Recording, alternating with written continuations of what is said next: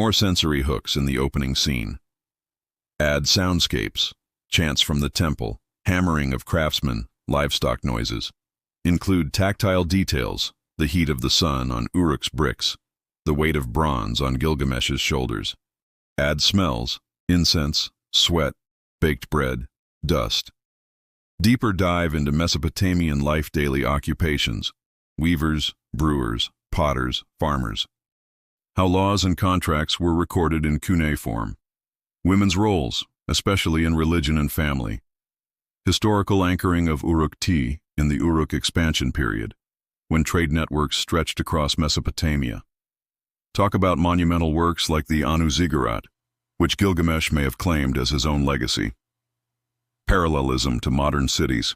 Frame Uruk as the New York of its age, a bustling hub of innovation and culture. Pose a hook. If Gilgamesh walked Times Square today, what would he recognize? More symbolic analysis.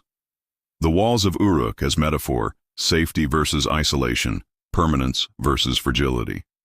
How Mesopotamians viewed kings as mediators between gods and people. Foreshadowing the epics. End the section with subtle hints of Enkidu, the wilderness, and the inevitable confrontation with mortality. The epic's legacy, psychological and literary afterlives.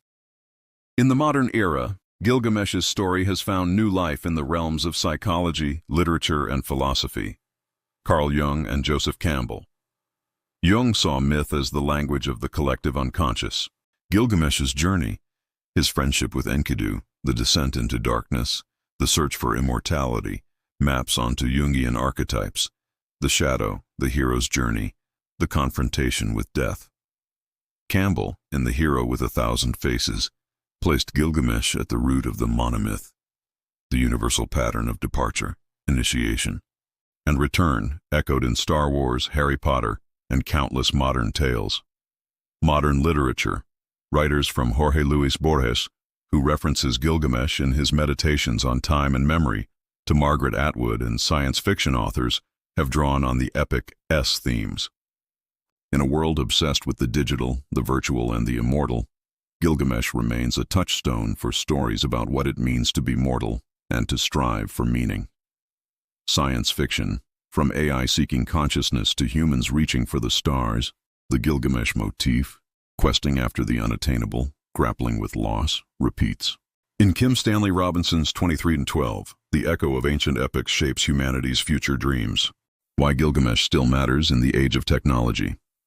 In our era, one of genetic engineering, AI, and dreams of digital immortality, the story of Gilgamesh is more urgent than ever. We too are obsessed with cheating death, with uploading consciousness, with building monuments in code and silicon. Yet Gilgamesh's lesson is timeless. Immortality is not found in the self, but in what we build together. The city, the story, the act of memory, these are what endure. The epic reminds us that to be human is to long, to lose, to remember. Our greatest achievements are communal, not solitary. The pursuit of eternal life is less about defying death than about finding meaning within its limits. The walls of Uruk, like our own digital fortresses, promise safety but cannot shield us from the essential questions. Who am I? What will I leave behind? How will I be remembered? Sensory reprise, the living tapestry of Uruk. As evening falls, the city's sounds shift. The chants soften, the hammers fall silent, the livestock settle. The stones of the wall release their stored heat into Gilgamesh's hands, the scent of evening fires mingling with night-blooming flowers. The city pulses on, a living organism of memory, ambition, and hope. Foreshadowing, the wild. Beyond the walls, but beyond the walls, the wild remains, a place of beasts, of chaos, of the unknown. Gilgamesh's story is not only about building civilization, but about confronting that which lies beyond. Enkidu, the wild man, the cedar forest, mortality itself. The epic ends not with triumph over death, but with the acceptance of life's limits and the wisdom that comes from embracing them.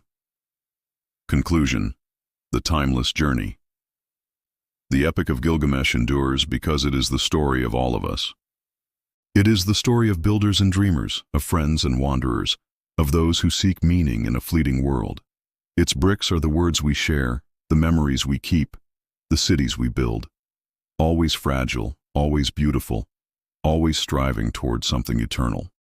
In every age, from Uruk to New York, from clay tablets to quantum computers, the epic asks us, what is your wall? What will you build? Who will remember you? The answers, like the city sounds at dusk, linger, echoing across the ages, as old as the first chant, as new as tomorrow's dawn.